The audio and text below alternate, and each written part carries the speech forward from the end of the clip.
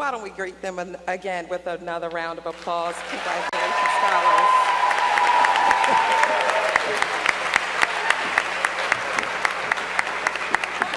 Good evening and welcome to Roosevelt High School, home of the Rough Riders.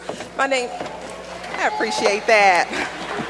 My name is AQUEELHA James and I serve as the principal of Roosevelt High and McFarland Middle School. I am honored to have you all here today in our newly modernized building for State of Schools. Thank you kindly. Roosevelt High School is not just a beautiful building. Please allow me to take a moment to provide a few highlights of the wonderful things that are going on here. Our scholars are receiving a high-quality global education that fosters understanding of interrelationships of people worldwide, thereby preparing them to participate meaningfully as global citizens. We offer a dual language program starting in the 9th grade, coupled with culinary arts and entrepreneurship commencing in the 10th grade. I am delighted to announce that we have an international academy serving and meeting the needs of our students who are new to the United States. Roosevelt has partnered with organizations that provide daily support and numerous extracurricular activities for our scholars, in addition to instructional and pedagogical support to our teachers. The Roosevelt staff and school community are honored to host the Chancellor's address this evening and would like to thank and acknowledge our government officials, dignitaries, school administrators, teachers, Roosevelt High School alumni, students, families, and our wonderful community members. I would be remiss if I didn't acknowledge the hard work and help from teachers and staff here at Roosevelt who helped to support tonight's event. Thank you kindly. And I now have the privilege and honor to introduce Eugenia Young, Principal of Roosevelt Stay. Good evening. My name is Eugenia Young, and I'm the principal of Roosevelt Stay High School. Welcome to our beautiful school. Here at Roosevelt Stay, which is an alternative school, we serve over 200 young scholars starting at the age of 16. We help ensure that our students are on the path to graduation. We offer the same rigorous in teaching that all other DCPS schools offer, but we also provide increased social-emotional learning support, extra guidance to help students reach graduation, and a plan for college and career. We also offer high-quality career technical academic programs, such as culinary, childhood development, barbering, and computer science with a partnership with Facebook. These work-based learning experiences not only lead our students to a high school diploma, but also prepare them for industry certification exams. Each and every student here at Roosevelt and Roosevelt Stay has a bright future. I'm proud to say that we serve all students that walk through our doors. Thank you. I would now like to introduce Interim Chancellor of DC Public Schools, John Davis. He will be leading us in our program tonight.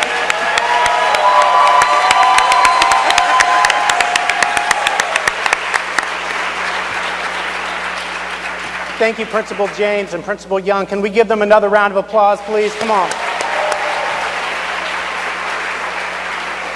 How about the Czech Jazz Band? Let's keep our hands together for them. And one more time for the Moton Elementary School Choir.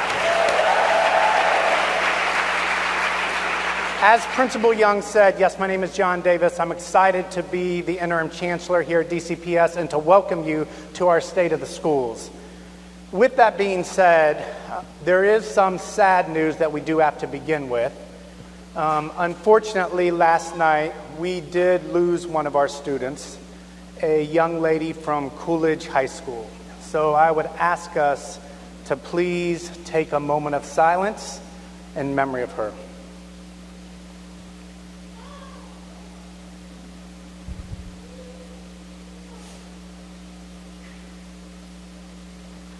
Thank you. Our hearts and prayers go out to her family and also the entire Coolidge High School family. This is my 25th year in education. I've been a middle school math teacher, a high school principal. I also spent 2 years in Kenya teaching 6th and 7th grade kids from Baltimore City. But the last 10 years in DCPS have been something special. Just yesterday, President Obama stood at Banneker High School, come on,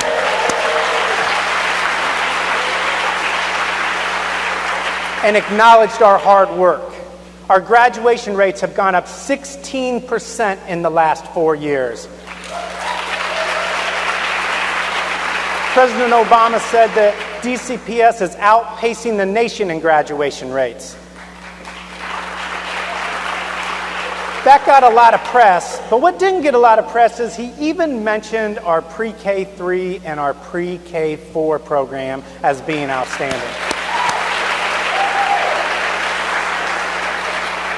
I've had the opportunity in the past 10 years to work with great educators. Miss Barnett is the jazz band instructor for Czech. Miss Chamberlain is the music director for Moten. The two principals you saw out today. We have so many great educators in DCPS. We're also opening up Ron Brown College Prep High School this year. And last week, I was at Thompson Elementary School and Anacostia High School. At Thompson Elementary School, when I asked the parents what inspired their children every day, they talked about the specials, art, music, PE, second language. And I'm so proud of that because 4 years ago, we said it doesn't matter what elementary school you go to, you're going to have art, you're going to have music, you're going to have PE, we're going to have equity across the board. Similarly, at Anacostia High School, a community member asked about the challenging classes. At one time, we didn't have a lot of AP classes, but Principal Frazier at Anacostia stood up and said, oh no, we have more than the DCPS minimum. We've got 9 advanced placement classes at Anacostia High School. I've also seen my own kids grow up in DCPS. I have a techite from McKinley, an 11th grader. A tiger from Oyster Adams, an 8th grader. And my kindergartner is a Seton B. And so every day when I go home, I kind of leave work and I kind of see work right in front of me. And I can see the great things that we are doing for kids right in my own house. You know, 2 Department of Education secretaries have said that DCPS is the fastest growing urban school district. We've got increased graduation rates. Our NAEP scores have gone up. Attendance has gone up. Truancy is down. All those statistics are wonderful. We have to watch those statistics. They give us kind of a pulse as to where we are. But it is not what gets me up in the morning. It is not what gets up great educators, great teachers. It is working with children. It is the great, great programs that we have. It is the opportunities that we give them beyond the classroom. That is what you're going to see tonight in our State of the Schools. And we're going to start with some of the magic that happens in the classroom, our curricular work, which we call cornerstones.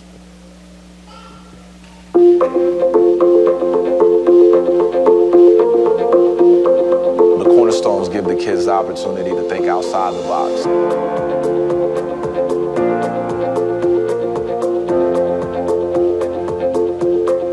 They will get a chance to actually see global issues.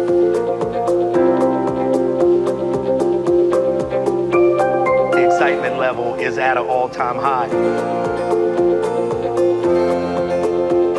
Things that they're really going to need to know out there when they get their job. Giving students that freedom to make a mistake and realize in that mistake I've learned something. That's a rich aspect of cornerstones. Every day, DCPS students across all grade levels experience cornerstones, high-quality core lessons developed by top DCPS teachers. In Cornerstones, students encounter rigorous, engaging content in reading, math, science, social studies, art, music, world languages, health, and physical education.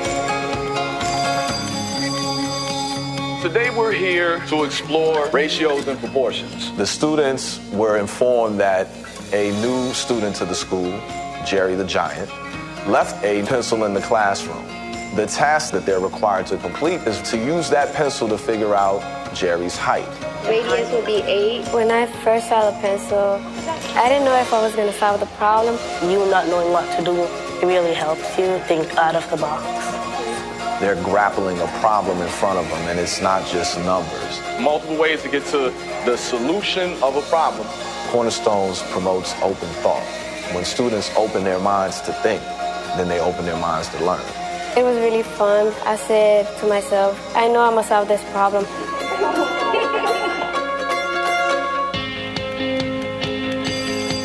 All right, so I'm going to read you a story called A Day with Police Officers. We start our day at the police station. This cornerstone is about kindergartners learning about the different workers that are inside of the community. That's the police officer. Today, kids did an interview with the police officer. What tools do you use? What tools? Well, that's an excellent question. He had a stick and a walkie-talkie and a badge. But you know what the most powerful tool I have as a police officer is? What? My words, because I can calm people down when they're upset. Why do you become a police officer? At the end of the unit, they'll be able to present an oral presentation about their favorite community worker. One day when I grow up, I'm going to be a police officer. What's the number? 911! Okay. This is going to spark the curiosity of what career can I choose? This is going to promote your scientific thinking. They're explorers. There's a role of gender within Islam. What we were working with my students today was a Paideia seminar, which is a part of the larger cornerstone on Islam. And this stands out because there's a mutual trust. This type of learning helps because it clarifies my questions and my opinion. They're all one community.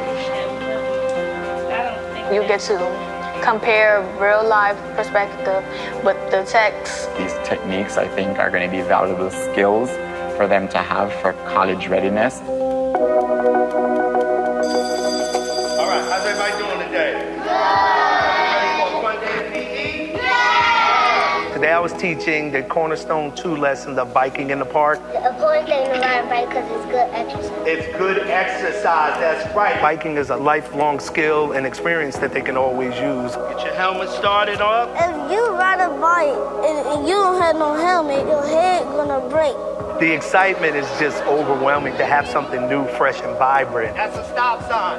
It's learning about bike signs, so you won't crash into something. All right, ready?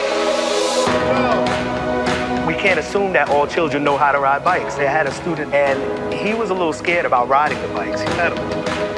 By the end of the lesson, he started getting the balance mechanisms down. You got it, man. You got it. He said, I had a great time, and I think I'll be ready to ride a bike soon. You can really look at the Cornerstone as a journey, as the journey towards success. It makes me happy to learn something that I never got to learn before. We all work together. You gotta open your mind out and get to different places. Because we know, once one child realizes, I know something, then that pushes them to want to know more.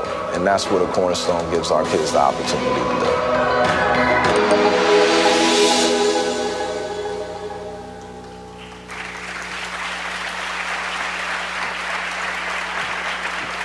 Wow, thank you for joining us and watching a quick snapshot of the amazing instruction that is happening right here in DCPS. My name is Jennifer Jump, and I am thrilled to be here with my colleague Elizabeth Baird Thompson. Cornerstones are impacting students all throughout this city, providing interesting and engaging things for students to learn that relate to real life. Perhaps you're a second grade parent whose son or daughter will learn to ride a bike this year. Or perhaps you're the parent of a child who comes home excited about a seminar discussion that they had in history class. It's possible that you are the parent of a child who came home excited because they learned the history of our great city and shared their learning with their classmates. The video we just watched highlights some of the most powerful learning the students in DC are engaged in. But as the Director of Elementary Language Arts, I'm excited to share just a bit more with you. In kindergarten through 5th grade, students are being challenged regularly to dream big and learn with authentic projects. Students are diving into worldly topics, building knowledge about things they can become experts in. Students are given opportunities to explore these areas, such as kindergartners are investigating meteorology and conservation, while 2nd graders are exposed to botany and activism. 4th graders, they're digging into geology and have an opportunity to become an online blogger. 1st graders, they're discovering cartooning and astronomy, while 5th graders are stepping out to discover what inventors and museum curators do. These experiences mean so much to our students because they're real and they're interesting. Right now, Third graders in DCPS are diving into the election process, learning about their rights and responsibilities. My colleague here, Elizabeth Baird Thompson, taught third grade last year at H.D. Cook, and she's going to share some of the experiences her third graders had while learning. Thank you, Jen. As a third grade teacher in DCPS, I've had the privilege of teaching students of how the world works. One unit of study in particular in the third grade curriculum is People, Laws, and Democracy. During this unit, students are immersed with complex texts. Like what kind of text, Elizabeth? Such as Grace for President, Our Democracy, Voting, Madam President, and many more. Sounds awesome. They use these texts to determine whether voting is a right or a responsibility for the citizens in their community. By the end of the unit, students are synthesizing their learning experiences both inside and outside of the classroom to complete the culminating task of the cornerstone. The cornerstone for People, Laws, and Democracy tasks students to write an opinion essay to encourage adults to take an active role in government by voting. At times, students became emotional as they pulled from their background experiences, from their families, and their citizenship, resulting in students wanting to dig deeper in understanding the history of voting in the United States. Finally, students shared their opinion essay with people from their school community, along with a campaign poster encouraging people to go out and vote in an election. Cornerstone projects provide students with the opportunities to utilize their newfound knowledge, discovering their place and contributions within a society. Thank you for allowing us to tell a little bit more about how cornerstones are impacting your students, our children, and DCPS stakeholders. We encourage each of you to discover what interesting and engaging things your children are learning about. Thank you.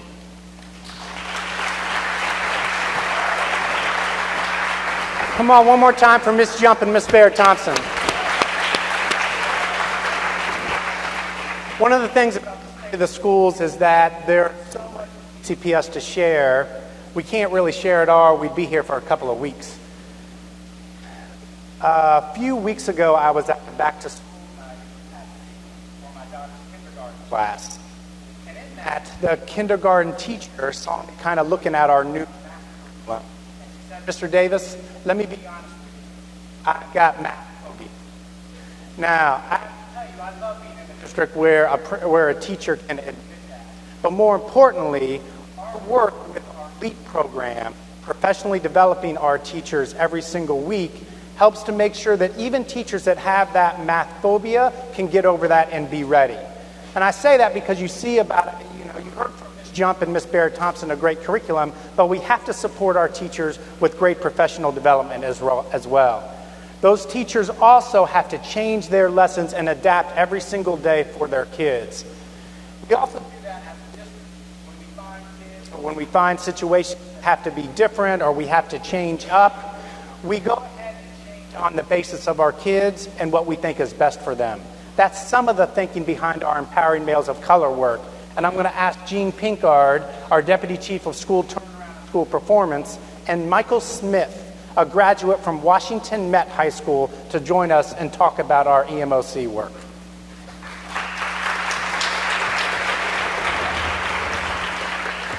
There's a number of aspects of supports and programs that we've created through the Empowering Males of Color work. But one of the most distinctive and exciting is the Leading Men Fellowship, which is a fellowship for recent DCPS graduates to return to the fold in service as teachers' aides in early childhood classrooms in our own schools.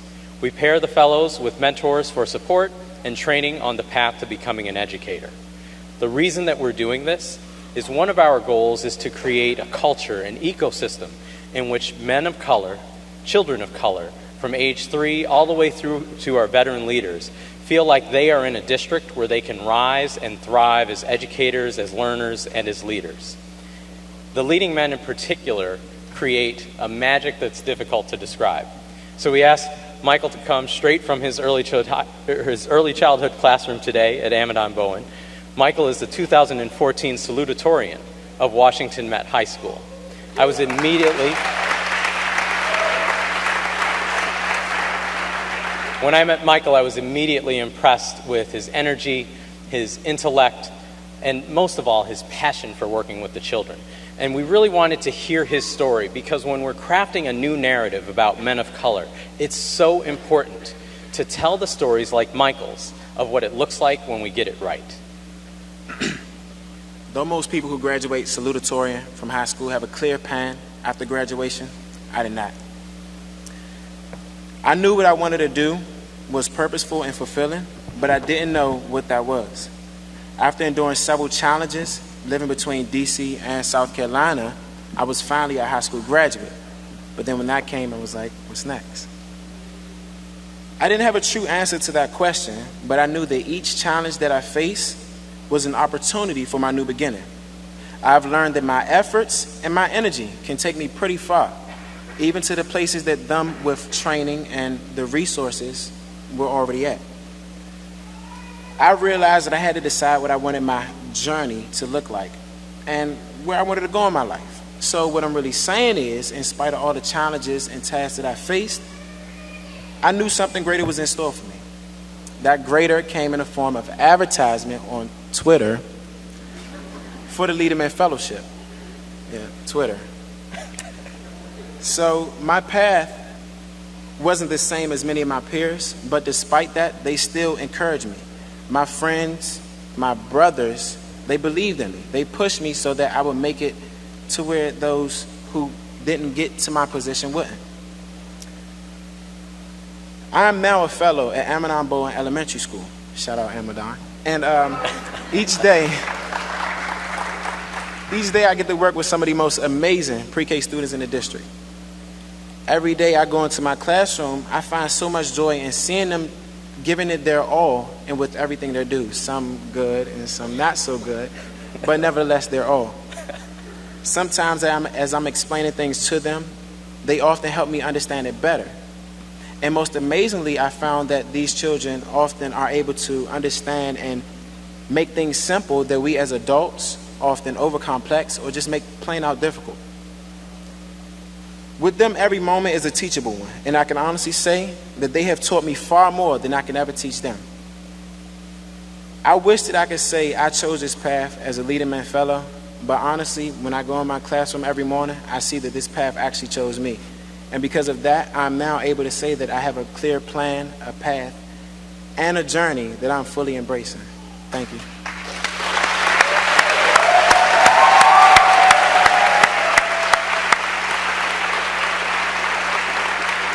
I hope you can see what I see as soon as I met Michael. This is what it looks like when DCPS is at its best. Here stands one of our own graduates who has returned to work in one of our own schools with our children.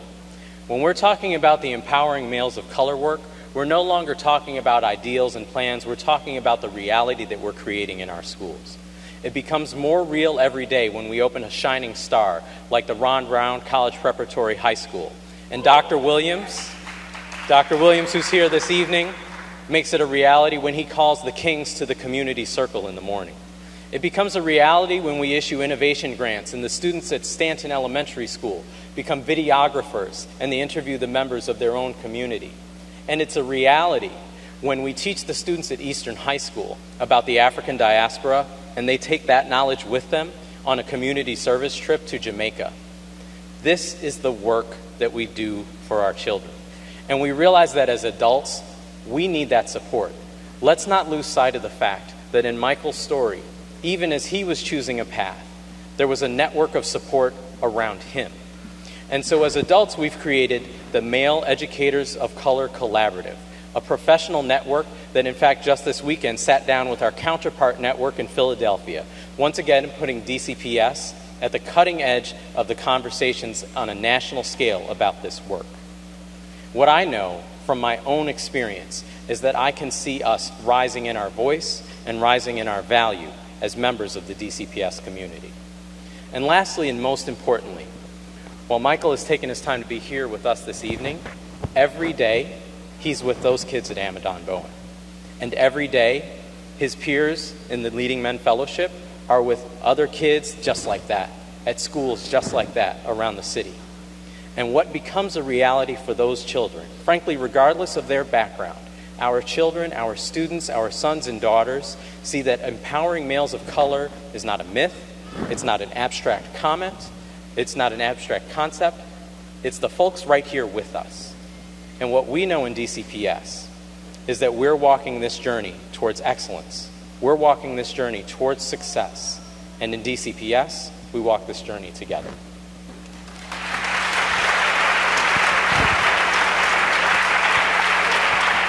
Come on, one more time for Gene and Michael. Come on. We were very thoughtful in our Empowering Males of Color work, and we will be very thoughtful as we think about what we should do for our young ladies of color as well. Please know that we're going to roll something out this year for our young ladies, and look for that in the coming months.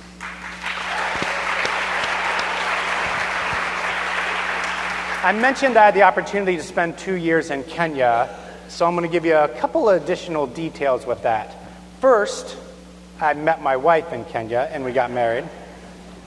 Second, about, I think maybe 8 years ago, we went back to Kenya, and my boys' grandfather gave them goats as gifts. It's a little funny. What's even funnier is that my kids named the goats after Pokemon cards. Kind of the US culture meeting the Kenya culture, if you will.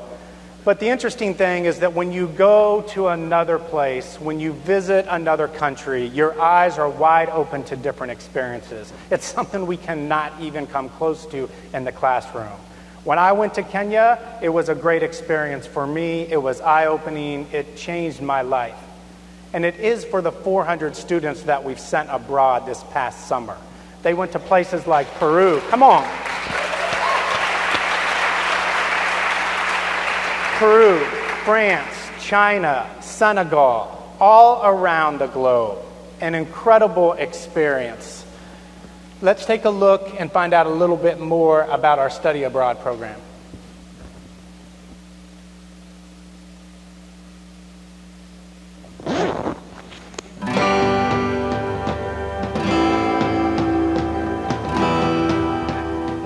That DCPS was doing a program that was fully funded. I applied like as soon as I possibly could. Here's a program that is designed to give any student of any background an opportunity to do something they otherwise wouldn't be able to do.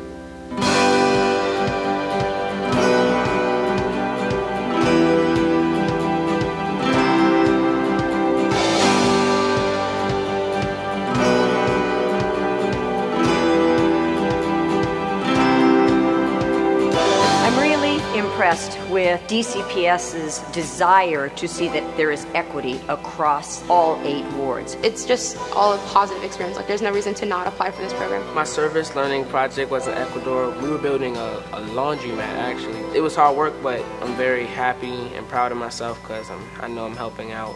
There are so many benefits from studying abroad, and when you talk to young people who have studied abroad and then returned, they will talk about how their lives transformed in ways they never could have anticipated.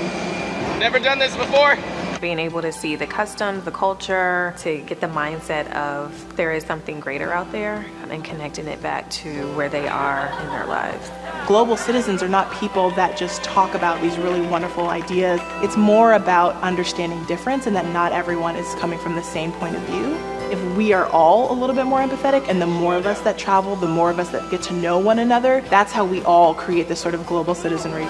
Almost every one of the students said, I can't wait to go here, I can't wait to do study abroad in college, I can't wait to do this when I'm in 11th grade and I can do it again. So they were already planning more international trips, and these were the kids that had never been out of DC. I've already told so many people to go on this trip. I have a lot of friends who are juniors, so they'll be eligible to apply next year, and I've suggested to everybody that they do it like this. You go for free to another country, you learn more about the people there, you learn more about yourself and the people you went with. Every time I turned the corner, there was something new. We asked like so many questions, and then like after a while, it was just second nature. Like, all right, now we have a whole day of doing stuff that we've never done before. All right, so we're here at Machu Picchu.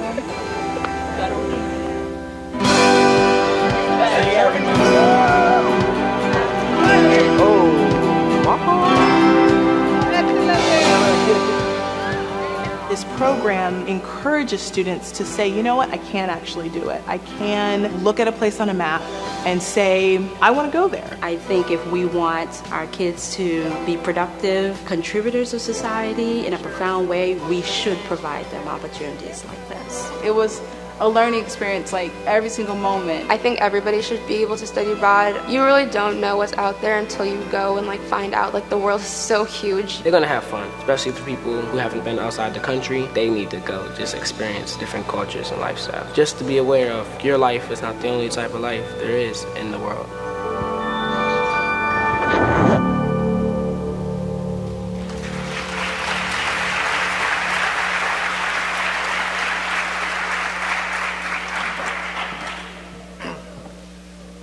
Good evening, everyone. My name is Randy, and I'm a senior at BALLOU Senior High School in DC. Oh,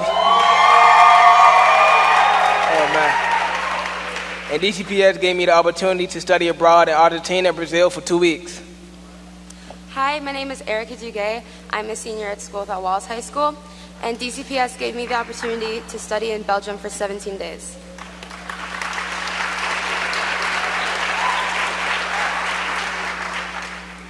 DCPS gave me an amazing opportunity this past summer. When my French teacher came to class and she told us about a new study abroad opportunity, and she said that it was completely free, I didn't entirely believe her, because who studies abroad for free? And I'll be honest, I waited until the day before it was due to submit my application, but I did it, and I hoped for the best, and I got in. And DCPS sent me and 379 other students like myself abroad for 1 to 2 weeks in 14 different countries, which is crazy. Before I went on this trip, I have never gotten on a plane, and I found it ironic how my first plane ride was 11 hours long. People told me that takeoff was going to be very nerve-wracking, so I was sitting in my seat for a couple minutes, just trying to think and settle myself down, only to be led to a big disappointment, a headache, but at least I got free water, right? Studying abroad isn't a new opportunity for me, but this past summer definitely was. Not only was I given the chance to immerse myself in a new culture and a language I've been studying for years, I got to do it with other students from across the district, which made a complete difference. I got to see the trip from their viewpoints, which are each affected by the lives that we live here at home, and I made friends that I never would have met or bonded with otherwise. I still talk to them all the time. We have a group chat, and we go out to brunch together at least twice a month. Being able to explore another culture and feel like you were adopted into that culture is a wonderful experience. I feel as though this trip has gave me a broader mindset and maybe appreciate the little things, like how to enjoy your food and savor the taste and appreciate public transportation. One of the most memorable moments that will keep me forever is when I interacted with Argentine students and we exchanged slang, and I found out that we had more similarity than differences, and I was surprised. And for some reason, it seemed like they was more happy to see us than we were to see them. I am so immensely grateful for the opportunity I was given this past summer, and I say it all the time to my friends, especially the underclassmen, but there's absolutely no reason not to apply to or to believe in the DCPS Study Abroad program. And if you're an 8th or 11th grade student or parent, now's your time to apply. The applications are open, and this is an opportunity you don't want to miss. This whole study abroad trip influenced me to go through with my plan to study abroad in college. With engineering, I always wanted to explore different cultures, and this trip helped me secure these feelings. Thank you. Have a nice night. Come on for Randy and Erica. Yeah.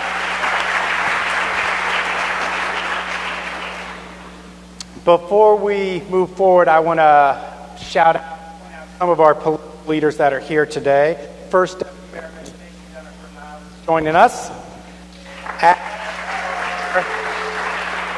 Our union leaders, Elizabeth Davis and also Anna Jefferson. Chairman Mendelson, Councilmember Grasso, Councilmember Bonds, Ward 4's own Brandon Todd, Councilmember May, and Representative Michelle Blackwell for Councilmember Silverman, and Chief of Staff Laura Marks is here for Councilmember Allens. office. Let's give them a round of applause.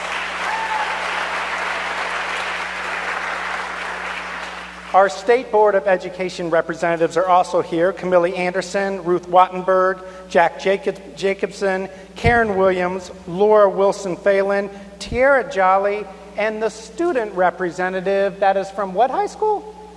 Roosevelt High School, Jemiah Hall.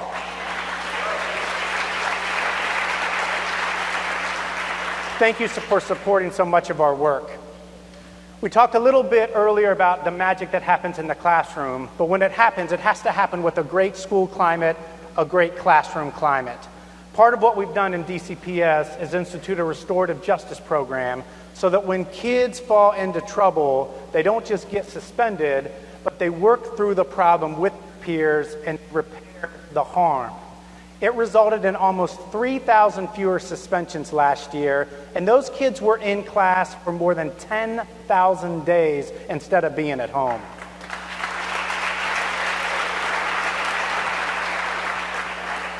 Last year there was a student at Hart, and Principal Butler mentioned to me that whenever she got in trouble, she would say, "Suspend me, Miss Butler, just suspend me."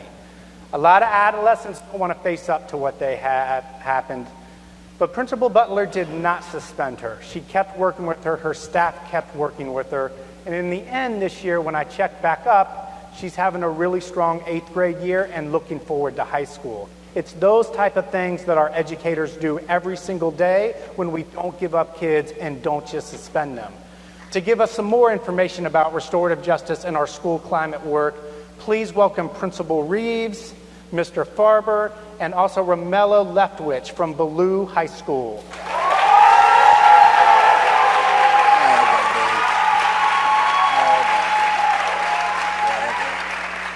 Good evening. When I reflect on my role as principal, it is simple. I model what I expect. I love my students, and I believe that they are capable of defying all stereotypes. I view BALLOU students as my children, my responsibility, and my blessings. But they are not just my children, they are our children. Every adult in our building is responsible for their growth and development as well as success. This year, I posed 2 challenges to my staff. First, create a magical experience for our students.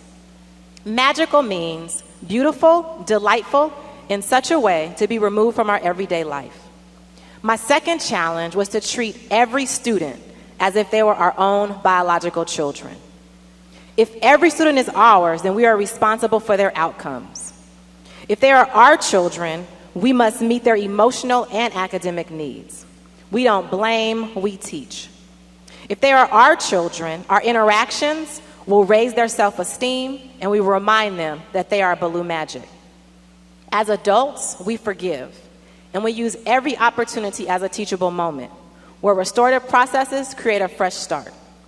If they are our children, what we say to ourselves and to others about them and their community speaks of their assets, their beauty, their resilience, their grit, and their potential. If they are our children, what we say to them always reflects love, care, and hope. If they are our children, our investment is consistent and unwavering. If they are our children, we see beyond who they are today. We dream about who they will become and what they will accomplish in their lifetime. If they are our children, we love them unconditionally. Every day is a chance to change their trajectory. As the principal of BALLOU, I set the expectation and the standard for what we do. While we celebrate our transformation, we know that our success is because our students trust us, they love us, they're invested, and they are owning their potential. For me, every day begins with gratitude. I am grateful to be able to lead and to love. I thank the BALLOU staff and our stakeholders for making magic happen for our children each and every day. Now I present to you one of our amazing teachers, Mr. Faber.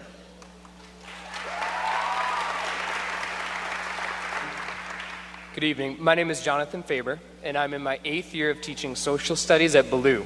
And I'm thrilled to be able to say we are rewriting the narrative at BALLOU High School.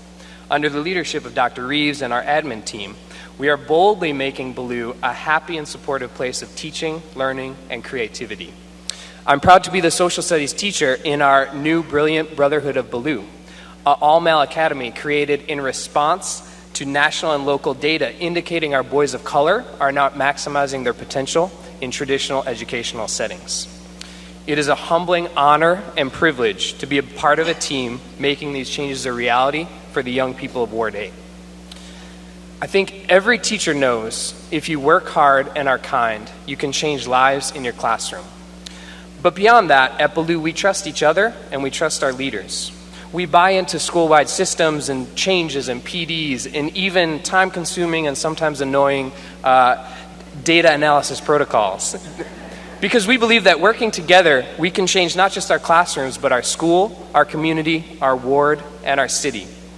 We believe in each other, in our students, and in our work. And our work is working. Thank you.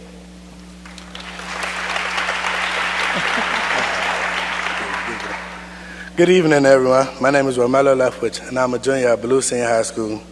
What I think about what it means to be a BALLOU Knight, 3 words come to mind: respect, family, and loyalty. First, respect. As a Knight, the expectation is always respect. We must respect our school, our families, our community, and we must respect ourselves. This is the Knight way. Second, family. In our building, we are surrounded by people who are pushing us to meet our goals and make our dreams come true. The BALLOU family has helped me grow from being an unfocused class clown to a young man on a journey to be successful. This is the BALLOU way. Third, loyalty. As a BALLOU Knight, we are loyal to our goals. We never turn our back on our goals. We are loyal to our school, community, and family. We never turn our back on who we are. This is the Knight way. Being a BALLOU Knight also means that I have been introduced to many excellent staff members, such as Dr. Reeves, Mr. Pender, Mr. Ford, and Mr. Easley, and many more. They are always on top of me, demanding that I do my very best and take advantage of all great experience that come my way. As a BALLOU Knight, I am a proud student athlete. This means I have a great responsibility as the captain of the BALLOU football team. It means, in addition to sports, I'm focused on my classes such as English, geometry, trig, and of course, AutoTech. Since coming to BALLOU, I have raised my GPA and have become a better student in every way. I am even a member of BALLOU's youth court. Having our dreams come true is what it means to be a BALLOU student. In a year and a half, I will be leaving for one of my dream schools, Ohio State, Alabama, or FSU.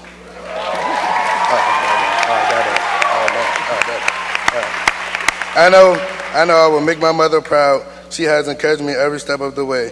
Today I thank her and thank the BALLOU for preparing me to be a man that will do big things in the future. May you guys repeat after me. Go Knights! Go Knights!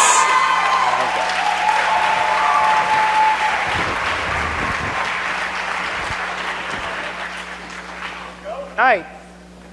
But I'm also going to say go Buckeyes if he's calling Ohio State. Let me just be clear about that. It's probably a recruiting violation if I start talking about it a little bit too much. All right, a little bit earlier, you heard about our study abroad program. That is a wonderful student experience. But we're also giving students experiences right here in DC. My son John was able to be one of over 500 high school students that had internships at places like Microsoft and Accenture and the International Trade Association. Giving high school students the future or the vision for what their future will hold, allowing them to earn a little bit of a paycheck, report to a supervisor, have to go above and beyond is just another out of the classroom experience. We're going to tell you a little bit more about that experience. Please welcome Emily MASSEL, one of our industry partners from the Strengths Lab, to start this off.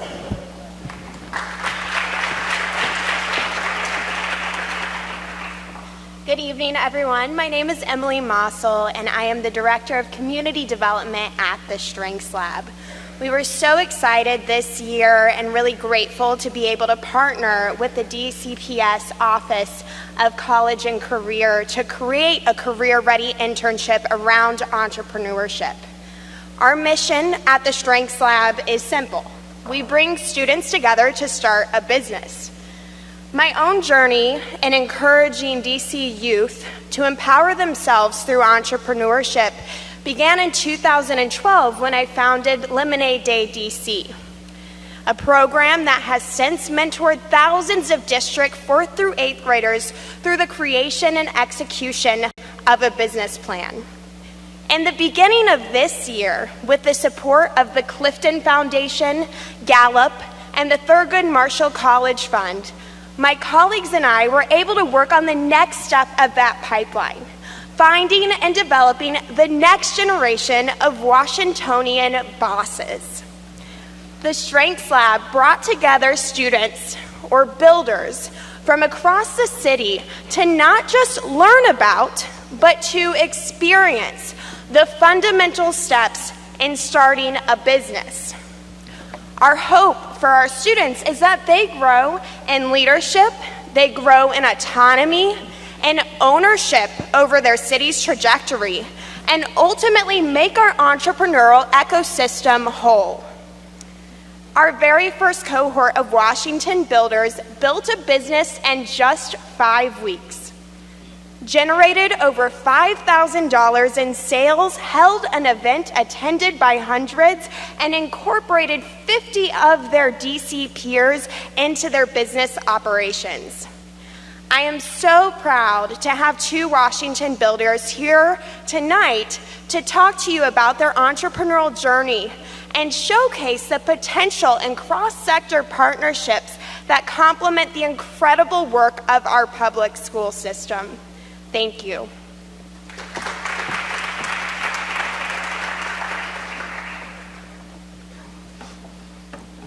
Good evening, everyone. My name is Christian Thomas. I'm a senior at McKinley Technology High School, Big Tech. And my role at the Washington Builders was a spokesperson and event planner, and in the future I hope to run my own international engineering business. My name is Nakaja Knight. I attend school without walls, and my role in the Washington Builders was the spokesperson and marketing analyst. And my dream for the future is to create the biggest and most successful law firm. As Washington Builders, we were challenged to build our own business on the why of DC youth. And during those 5 weeks, we were going through a lot of trials and tribulations just to find the themes of the DC youth. And those 3 themes were social peace, injustice, success, and the freedom of expression. And we came up with some really good designs. So like my partner said, we were challenged. We had to envision what social peace, success, and self-expression looked like.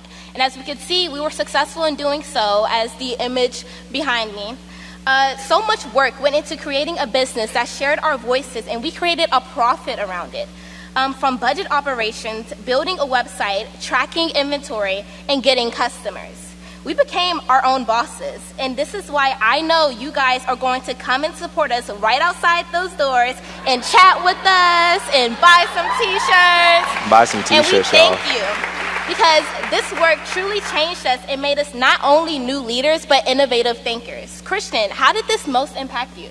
Some of the most important things that I learned from the Washington Builder is my value in the workforce, knowing that I could communicate with anyone as a manager, as a co-worker, or as a subordinate, and also preparing me to know that I am ready to run my own business. Nice.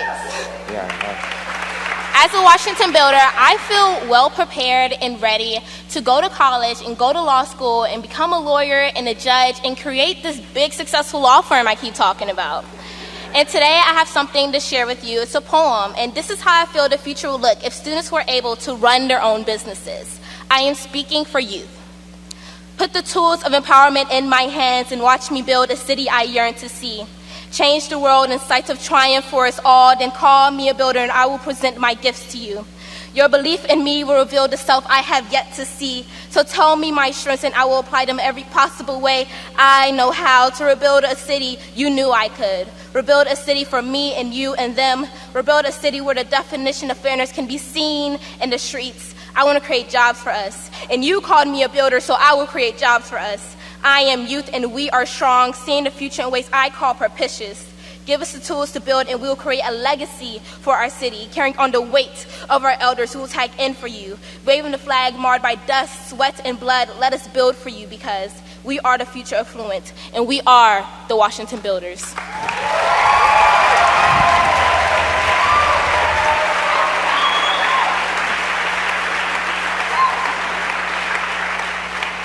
Sensational. That was really an amazing poem by my partner, Nakaja. Thank you, Christian. So if you want your students to become bosses like us, I encourage you to apply at www.strengthslab.org. Awesome. The question me and Nakaja want to leave here tonight is, what would DC look like if there were more student-run businesses? What would it look like? We expect to see all of your faces out there buying our t-shirts, and we thank you so much for this opportunity. Well, before we leave, how about you, the younger folks, Instagram, Twitter, Snapchat, put us out there, and for the older folks on Facebook, if that would do. Thank you, have a good night. We hope to see y'all later.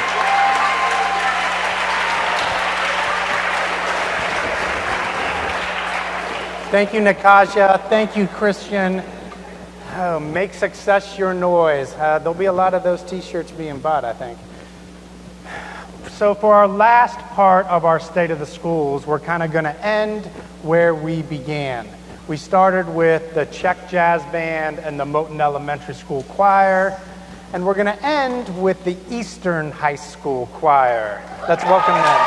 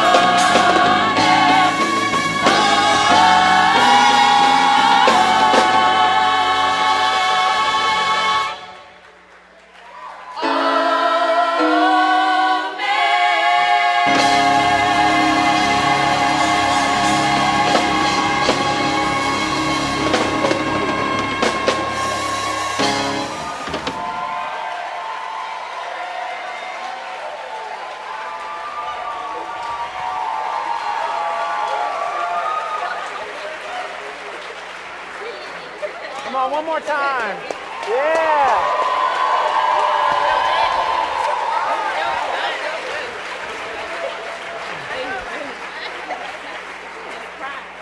Let me ask our performers to come out tonight.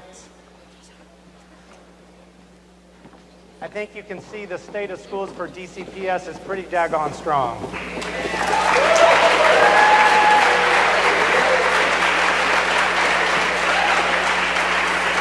Come on. You know, there are 4,700 teachers, over 7,000 school-based staff, 115 principals, all supporting 50,000 students in DCPS.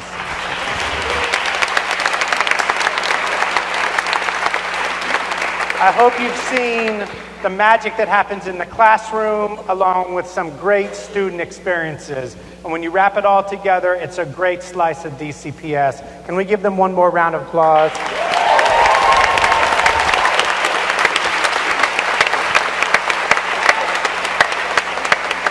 And I thank you all for joining us on this Tuesday night. I hope you have a safe travel home, and thank you one more time. All right.